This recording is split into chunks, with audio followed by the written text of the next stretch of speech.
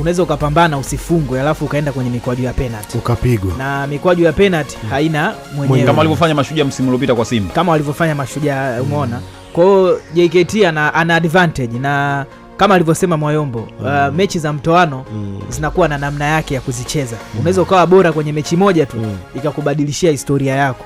Kwa hiyo hata mikwaju ya penalty inaweza ikawasaidia mwisho wa game. Kwa hiyo wanaweza wakapambana kama walifanikiwa kutoka sare na Yanga katika michezo miwili kwenye viwanja vya aina kama ya Mkwakwani.